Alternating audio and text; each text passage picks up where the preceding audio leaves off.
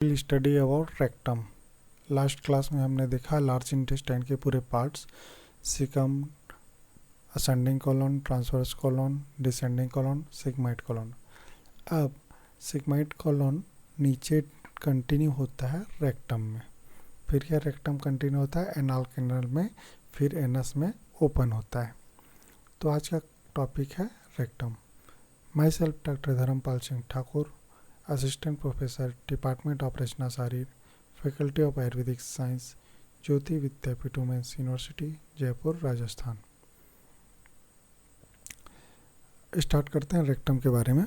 तो general features देखते हैं। तो rectum is a distal part of large gut. जो गट होता है उसका यह डिस्टल पार्ट होता है। डिस्टल यानी नीचे की ओर, प्रॉक्सिमल यानी ऊपर, है ना। तो यह डिस्टल पार्ट होता है गट का, ठीक है। सिचुएशन देखते हैं। Placed between sigmoid colon above and anal canal below. मतलब कि ये हमने देखा था सिग्माइड कॉलन के बाद इस प्रकार फिर ये रेक्टम बनता है और फिर नीचे एनल कैनाल, फिर एनस। ये सिग्माइड कॉलन हो गया, ये हो गया rectum, anal canal and anus. तो अब इसका पोजीशन देखते हैं। तो अबो में क्या होता है सिग्माइड कॉलन, बिलो में क्या होता है एनल कैनाल। तो एनल कैनाल और सिग्माइड कॉलन के बीच में क्या होता है रेक्टम का पोजीशन होता है। Distension of rectum cause the desire to defecate. जब रेक्टम का डिस्टेंशन होता है तो डेफिकेशन का डिजायरनेस होता है, ठीक है। एम्प्टी, जब रेक्टम एम्प्टी होता है तो डेफिकेशन नहीं होता। जब यह फिलअप होता है तभी डेफिकेशन होता है। It is curve in the antero posterior direction and also from side to side. अब जिस प्रकार हमने ओसोफेगस में देखा था कि उसमें कर्व होते हैं, उसी प्रकार रेक्टम में भी कर्व होते हैं। ये एंटेरो पोस्टेरियर होते हैं और दूसरा साइड टू साइड होते हैं, ठीक है। अब लार्ज इंटेस्टाइन के क्लास में हमने देखा था कि इसमें कुछ स्पेशल फीचर्स होते हैं। जैसे लार्ज इंटेस्टाइन में सर्कुलेशंस होते हैं, अपेंडिक्स एपिप्लॉइक होता है, टीनियाज होते हैं और विलाइज होते हैं, है ना। तो ये जो चीज़ें हैं ये सब रेक्टम में नहीं होते, ये चीज़ याद रखना है, ठीक है। लार्ज इंटेस्टाइन के जो स्पेशल कार्डिनल फीचर्स होते हैं वो रेक्टम में नहीं होते। सिचुएशन देखते हैं। तो this is situated in posterior part of the lesser pelvis, ठीक है। ग्रेटर पेल्विस, लेजर पेल्विस के पोस्टेरियर पार्ट में, just in front of the lower 3 piece of the sacrum and coccyx. Sacrum इस प्रकार होता है, इस प्रकार सैक्रम बोन होता है। ये 5 बोन्स का मिक्स्ड होता है और नीचे कॉक्सिक्स होता है इस प्रकार, ठीक है। तो ये लोअर 3 पीस 1 2 3 3 4 5 3 4 5 और कॉक्सिक्स इसके सामने यहाँ इस प्रकार लाई करता है। एक्सटेंशन देखते हैं। The rectum begins as a continuation of sigmoid colon and the level of sacral third vertebra. S3 vertebra के लेवल में होता है और यह सिग्माइड कॉलन का कंटिन्यूशन है। The rectum ends by becoming continuous with the anal canal at anorectal junction. फिर यह क्या होता है एनल कैनल, नीचे की ओर एनल कैनल में ओपन होता है। तो एनल कैनल और जो रेक्टम का जंक्शन होता है उसे एनोरेक्टल जंक्शन कहा जाता है। यह रेक्टम हो गया, रेक्टम, फिर ये नीचे एनल कैनल, ये एनस। तो रेक्टम और एनल कैनल के बीच का जो जंक्शन होता है इसे कहा जाता है एनोरेक्टल जंक्शन। इसका पोजीशन होता है S3 में होता है रेक्टम का पोजीशन लेवल, ठीक है। The junction lies 2 to 3 centimeter front of at below the tip of coccyx. जो कॉसिक्स हमने देखा, कॉसिक्स जो होता है उसके 2 to 3 सेंटीमीटर फ्रंट में, ठीक है। इन मेल में यह जस्ट प्रोस्टेट ग्लैंड के अपेक्स को करेस्पॉन्ड करता है। इस प्रकार प्रोस्टेट ग्लैंड होता है, उसके अपेक्स, यहाँ अपेक्स होता है, उसको करेस्पॉन्ड करता है। डायमेंशन देखते हैं तो रेक्टम इज 12 सेंटीमीटर लॉन्ग। फिर इसे दो पार्ट में बांटा गया है, अपर पार्ट और लोअर पार्ट। अपर पार्ट होता है 4 सेंटीमीटर का, इसका डायमीटर होता है, ठीक है। ये सेम होता है सिग्माइड कोलन के डायमीटर के समान, जबकि लोअर पार्ट जो होता है वो डायलेटेड होता है और फॉर्म करता है रेक्टल एम्पुला, ठीक है। ये सिग्माइड कोलन आया, सिग्माइड कोलन इस प्रकार कंटिन्यूशन हो रहा है इस प्रकार, और फिर और ये इस प्रकार डायलेट होता है, ठीक है। तो रेक्टम को दो पार्ट में बांट दिया गया। अपर पार्ट होता है जो कि सिग्माइड कोलन के जैसा ही होता है, इसका डायमीटर होता है 4 सेंटीमीटर, जबकि जो लोअर पार्ट होता है वो मोर डिडायलेटेड होता है। ये इसे क्या कहता है, rectal ampulla. Course and direction. अब देखते हैं इसका कोर्स, यह किस प्रकार रनिंग करता है। तो यह स्टार्ट होता है end of the rectum lie in the middle plane, ठीक है। जिसका जो बिगिनिंग और जो एंडिंग पॉइंट होता है वह मीडियन प्लेन में ही लाई करता है। लेकिन इसमें क्या होता है, दो प्रकार के कर्वेचर्स पाए जाते हैं, ठीक है। तो पहला कर्वेचर होता है एंटेरो पोस्टीरियर कर्वेचर होता है। फिर एंटेरो पोस्टीरियर कर्वेचर दो प्रकार के पाए जाते हैं, जो कि पहला होता है the sacral flexor of the rectum follow the concavity of the sacrum and cos x. तो हमने देखा था कि ये सैक्रम और कॉसिक्स के सामने लाई करता है। तो ये जैसे सैक्रम हो गया या कॉसिक्स हो गया, तो इस प्रकार ये लाई करता है। तो सैक्रम के कारण यहाँ कॉन्केविटी बनता है, एक कर्व बनता है जो एंटेरियर पोस्टीरियर है। ये एंटेरियर पार्ट हो गया, ये पोस्टीरियर पार्ट हो गया। तो एंटेरियर पोस्टीरियर ये सैक्रम बोन और कॉसिक्स बोन के कारण इसमें जो कर्व बनता है उसे सैक्रल फ्लेक्सर कहते हैं, ठीक है। दूसरा होता है पेरिनियल फ्लेक्सर। जो पेरिनियल जो पार्ट होते हैं उनके कारण जो एनोरेक्टल जंक्शन से जो कर्व बनता है उसे पेरिनियल फ्लेक्सर कहते हैं।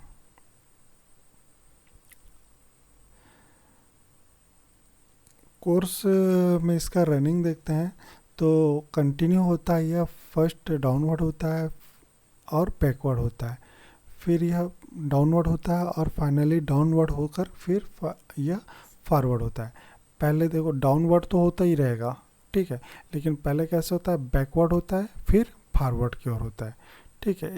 पहले बैकवर्ड फिर फॉरवर्ड की ओर होता है। अब इसमें दो कर्वेचर्स हमने, पहला कर्वेचर देखा, दो एंटेरो पोस्टीरियर कर्वेचर हमने देखा। अब इसमें क्या होता है, 3 लेटरल कर्वेचर्स भी पाए जाते हैं, ठीक है। पहला होता है अपर लेटरल कर्वेचर जो होता है राइट साइड में।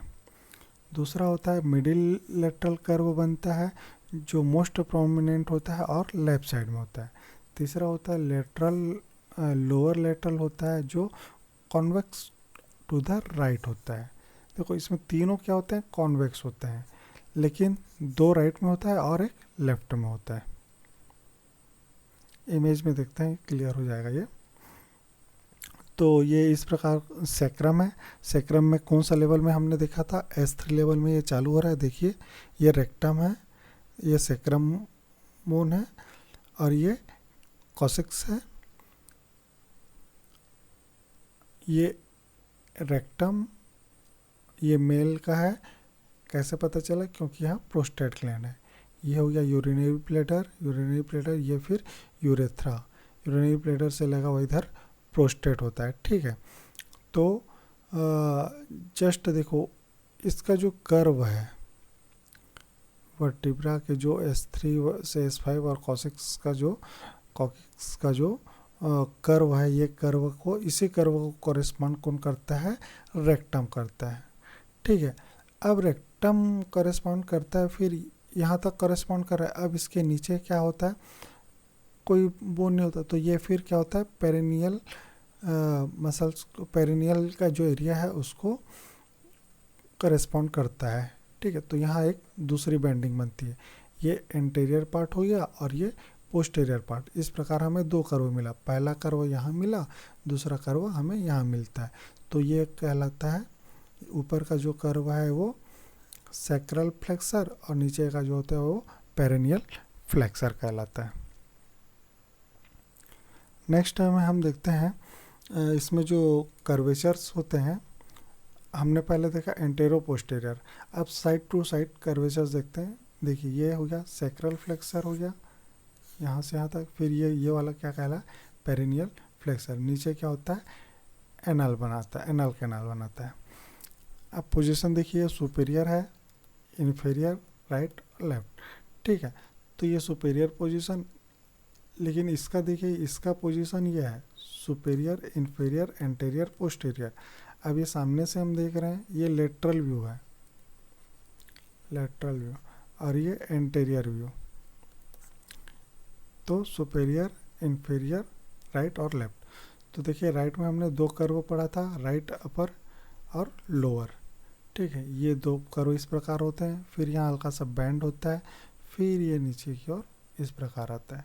जबकि लेफ्ट में क्या होता है, एक बड़ा होता है और मोस्ट प्रोमिनेंट होता है, ये होता है मिडिल लेफ्ट कर्व। नेक्स्ट है म्यूकोजल फोल्ड।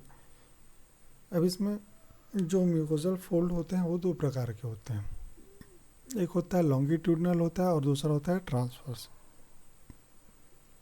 पहले देखते हैं लॉन्गिट्यूडनल जो फोल्ड होता है वो ट्रांजिटरी होता है। ट्रांजिटरी मतलब अस्थायी तौर पर होता है। यह जो रेक्टम जब एम्प्टी होता है तब यह दिखाई देता है, लेकिन जब रेक्टम डिस्टेंड हो जाता है तो यह कर्व हमें दिखाई नहीं देता, यह ऑब्लिटरेट हो जाता है। ठीक है, ये होते हैं दो लॉन्गिट्यूडनल फोल्ड्स होते हैं। नेक्स्ट देखते हैं हम ट्रांसवर्स फोल्ड। ट्रांसवर्स फोल्ड को क्या कहा जाता है, हॉरिजॉन्टल फोल्ड भी कहा जाता है, हस्टन्स वाल्व भी कहा जाता है और प्लेका ट्रांसवर्सलिस भी कहा जाता है। ये परमानेंट होते हैं और जब रेक्टम डिस्टेंड होता है तो ये मोस्ट प्रोमिनेंट हो जाते हैं। ठीक है, तो इसमें चार प्रकार के फोल्ड पढ़ेंगे। पहला फोल्ड होता है the first small transfer fold, जो होता है राइट वॉल में, राइट वॉल जो राइट और लेफ्ट में हमने देखा था ना, तो राइट वॉल में यह प्रोजेक्ट होता है। यह 7.2 से 7.4 सेंटीमीटर, ये 7.2 to 7.4 सेंटीमीटर एवो एनाल कैनाल, एनाल कैनाल से 7.2 सेंटीमीटर या 7.4 सेंटीमीटर में यह फोल्ड होता है। सेकेंड जो ट्रांसवर्स फोल्ड होता है वो 7.5 सेंटीमीटर फ्रॉम द एनस में होता है, near the upper end of the rectum and project the left wall. ये देखो, ये होता है लेफ्ट वॉल में, पहला होता है राइट वॉल में, फिर दूसरा होता है लेफ्ट वॉल में। ये होता है एनस से 7.5 सेंटीमीटर, पहला वाला होता है एनल कैनाल से 7.2 सेंटीमीटर। ठीक है, अब देखते हैं थर्ड ट्रांसवर्स जो फोल्ड होता है ये लार्जेस्ट होता है और मोर कांस्टेंट होता है। Lies upper end of the rectal ampulla, जो रेक्टल एम्पुला होता है उसका अपर एंड में यह लाई करता है। Project from the anterior and right wall, या एंटीरियर में भी होता है और राइट वॉल में भी प्रोजेक्ट होता है। इट इज सम एवो एनस, एनस से 7.5 सेंटीमीटर में ही यह अबो करता है। नेक्स्ट है फोर्थ ट्रांसवर्स होता है, ये 2.5 centimetre below the middle fold. जो सेकेंड फोल्ड होता है उसके 2.5 सेंटीमीटर नीचे होता है और यह लेफ्ट वॉल में होता है। इमेज में देखते हैं कि ये फोल्ड किस प्रकार बनता है। ये देखिए, ये इंटीरियर हो गया, ये पोस्टीरियर हो गया ना। तो इंटीरियर पोस्टीरियर हम देख रहे हैं, तो ये पहला फोल्ड बना रहा है, ये राइट हो जाएगा और ये लेफ्ट साइड की हो जाएगी। तो पहला राइट में, फिर सेकेंड होता है लेफ्ट में, फिर थर्ड होता है जो राइट एंटीरियर में होता है, फिर जो थर्ड होता है वो लेफ्ट में होता है, फोर्थ है ना, सॉरी थर्ड। तो ये हो गया, ये रेक्टल एम्पुला हो गया। और इसके नीचे फोर्थ वाला जो होता है ये सेकेंड के नीचे ही होता है 2.5 सेंटीमीटर, ठीक है। तो इस प्रकार इसके जो फोल्डिंग्स होते हैं रेक्टम के, ये मस्कुलर के फोल्ड्स होते हैं। अब इसको ट्रांसवर्स सेक्शन में देखते हैं, तो ये देखो, ये first transverse fold, second transverse fold, और ये होता है थर्ड ट्रांसवर्स फोल्ड। और ये जो होता है ये ल्यूमेन होता है, ये ओपनिंग पार्ट होता है। तो इस प्रकार रेक्टम का क्या होता है, मस्कुलर फोल्ड बनता है। फंक्शन देखते हैं रेक्टम का, तो जनरली जो सिग्माइड कोलोन होते हैं वो क्या होता है, फिकल मटेरियल का क्या होता है, रिजर्वायर होता है, वहाँ इकट्ठा होता है। फिर यह नीचे रेक्टम में आता है, और रेक्टम में जब आता है तो उसमें हमें डिस्टेंशन का सेंसेशन होता है कि डिस्टेंट हो रहा है, और फिर डिफिकेशन के लिए यह प्रमोट करता है। जब तक रेक्टम एम्प्टी रहता है तब तक डेफिकेशन नहीं होता, जब डिस्टेंट होता है तभी हमें डेफिकेशन फील होता है। आर्टेरियल सप्लाई देखते हैं, तो superior rectal artery, middle rectal artery और मीडियन सैक्रल आर्टरी की सप्लाईज होती है। वेनस ड्रेनेज होता है इसमें superior rectal vein, middle rectal vein और मीडियन सैक्रल वेन का, ठीक। जस्ट आर्टरी और वेन क्या करते हैं, एक दूसरे को करस्पॉन्डिंग नेचर में होते हैं, एक साथ रन करते हैं ना। लिम्फेटिक ड्रेनेज में हम लिम्फेटिक ड्रेनेज को 3 पार्ट में पढ़ते हैं। पहला पार्ट पढ़ते हैं अपर हाफ, सेकंड होता है लोअर हाफ, और थर्ड होता है lower part of anal canal, ठीक है। तो जो अपर हाफ होता है वो इंफीरियर मेसेंट्रिक नोड्स में ड्रेन होता है, जो लोअर हाफ होता है वो इंटरनल इलियक नोड्स में ड्रेन होता है, और जो थर्ड पार्ट होता है, जो lower part of the anal canal होता है, ड्रेन करता है वो सुपरफिशियल इंग्वाइनल नोड्स में। ये इमेज देखते हैं, इमेज में जो अपर का जो सप्लाई है, ये देखिए सुपीरियर रेक्टल आर्टरीज की इसमें सप्लाईज हो रही है, इस प्रकार आया, ठीक है। बीच में फिर ये बीच वाला जो पार्ट है ये इसमें मीडियल रेक्टल आर्टरीज के सप्लाई हुए, ठीक है।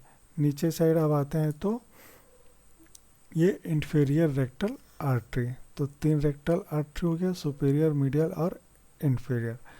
अब इसमें जो वेनस सिस्टम है वो कैसे बनता है, ये देखिए कि जो इंफीरियर है वो इंफीरियर वेन होता है, इंफीरियर वेन जाता है इंटरनल प्यूडेंटल वेन में, फिर इंटरनल इलियक वेन में जा रहा है, मिडिल से भी इंटरनल इलियक वेन में आया, इंटरनल इलियक वेन से कॉमन इलियक वेन, फिर इंफीरियर वेना केवा, और फिर पोर्टो केवल एनास्टमोसिस बनाता है, ठीक है। अब जो सुपेरियर वेन है रेक्टल वेन, वो जाता है इंफीरियर मेसेंट्रिक वेन में, फिर स्प्लेनिक वेन में, फिर पोर्टल वेन में, और फिर पोर्टो केवल एनास्मोसिस बनाता है। लिम्फेटिक ड्रेनेज हमने देखा था 3 पार्ट में, अपर, मिड और लोअर। अपर में देखिए ये इंफीरियर मेसेंट्रिक नोड्स होते हैं, ठीक है। तो उसमें सॉरी ये inferior mesenteric nodes upper side हो गया है ना, हमें यहाँ से देखना है। तो इसका जो अपर पार्ट होता है वो इंटरनल इलियक नोड्स से सप्लाई होता है, लेफ्ट और राइट के अलग अलग, ठीक है।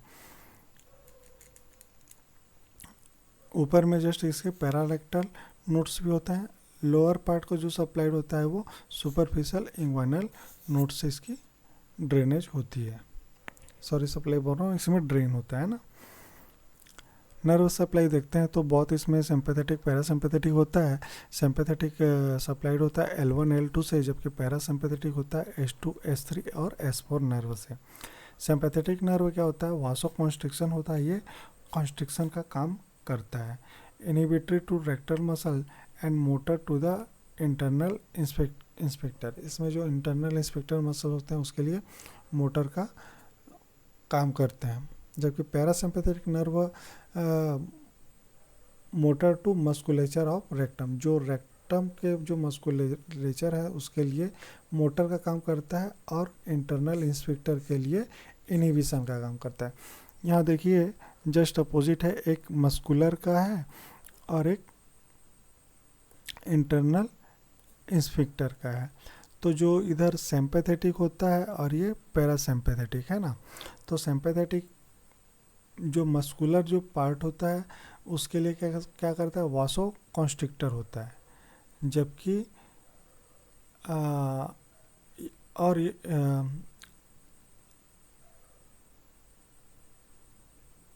इनहिबिटरी टू रेक्टल मस्कुलर, जो मस्कुलर पार्ट है उसको इनहिबिट करता है, ठीक है। जबकि मोटर होता है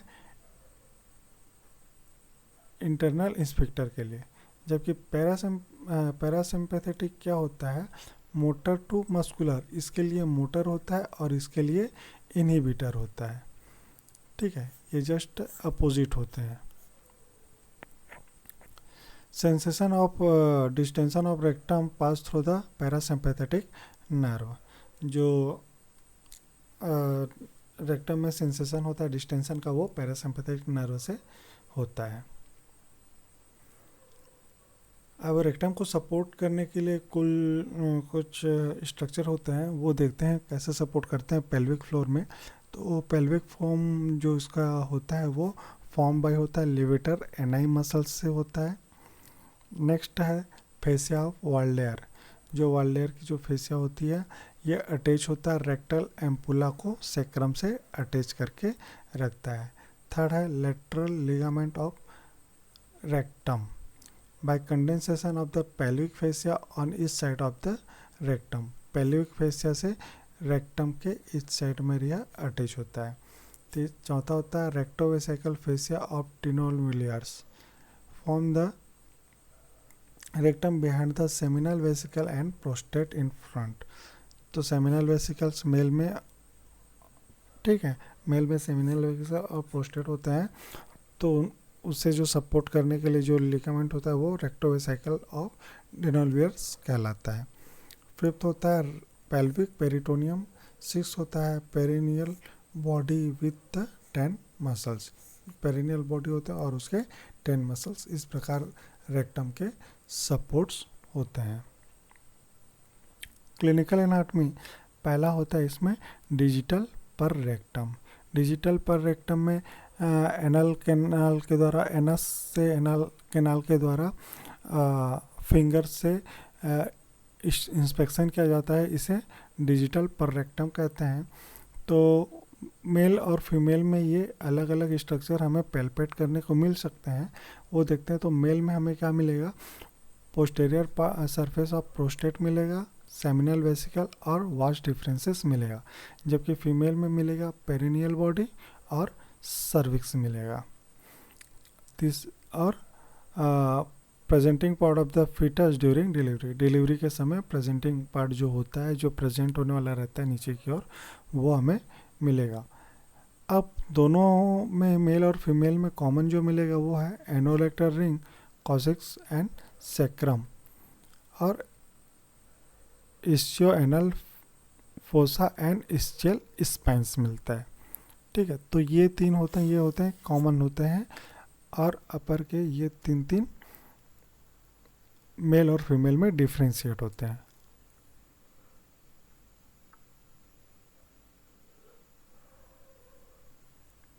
नेक्स्ट है प्रोक्टोस्कोपी।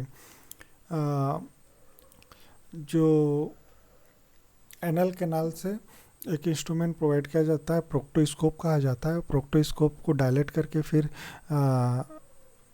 विजिट किया जाता है साइट को, उसे क्या कहता है, प्रोक्टोस्कोपी कहते हैं। और जब सिग्माइड को विजिबल किया जाता है तो उसे सिग्माइडोस्कोपी कहते हैं। तो इस प्रकार हम रेक्टम के पार्ट को देख सकते हैं। प्रोलेप्स ऑफ रेक्टम, जब रेक्टम इनकम्प्लीट और म्यूकोजल प्रोलेप्स, दो प्रकार का होता है, सॉरी, एक प्रकार इनकम्प्लीट और म्यूकोजल प्रोलेप्स कहलाता है। तो रेक्टम के जो सपोर्ट्स हैं, यदि वो सपोर्ट्स में कोई वीकनेस आती है तो रेक्टम क्या होता है, नीचे एनल कैनाल होता है, तो रेक्टम इस प्रकार क्या होता है, एनल कैनाल से बाहर की ओर आ जाता है। इसी को क्या कहते हैं, प्रोलेप्स कहते हैं। इसी को कहा जाता है रेक्टम प्रोलेप्स। नेक्स्ट है कार्सिनोमा ऑफ रेक्टम, रेक्टम का कैंसर होना, ठीक है। नेक्स्ट है rectal incontinence. Rectal incontinence depends solely on the rectal ring damage to the ring result in rectal incontinence. तो रेक्टम में नीचे की साइड क्या होता है कि रिंग पाया जाता है, इस प्रकार इंटरनल इंस्पेक्टर रिंग्स कहते हैं। तो ये रिंग्स जो होते हैं, यदि इस रिंग में वीकनेस हो जाती है या डैमेज हो जाती है तो ये रिंग क्या होता है, इसमें फिर क्या कोई डैमेज हो जाती है तो इसमें इनकंटिनेंस होता है, जिसके कारण इसे क्या कहते हैं, रेक्टल कंटिनेंस कहते हैं। ठीक है, सॉरी, रेक्टल इनकंटिनेंस कहते हैं यदि डैमेज हो जाती है तो। नेक्स्ट देखते हैं डक्टस डिफरेंसेस रेक्टम। ये देखिए, ये डक्टस डिफरेंसेस, ये एनस से फिंगर को इस प्रकार इनर साइड की ओर प्रोवाइड किया जाता है। तो रेक्टम का पार्ट, ये जो पार्ट मिलता है, अब इस रेक्टम के पार्ट में जो एम्पुला का जो पार्ट होता है उसमें डिजिट जो फिंगर है तो उसे मूवमेंट करने पर पैल्पेट हो सकते हैं हमें। देखो क्या, कौन सा, एक प्रोस्टेट है, फिर प्रोस्टेट के ऊपर में डक्टस डिफरेंसेस होते हैं। ठीक है, इस प्रकार ये जो स्ट्रक्चर होता है ये मेल का है, तो इस प्रकार ये स्ट्रक्चर हमें यहाँ फील करने को मिल सकते हैं। तो इस प्रकार रेक्टम की क्लास ख़त्म हुआ। नेक्स्ट हम देखते हैं एनाल कैनाल।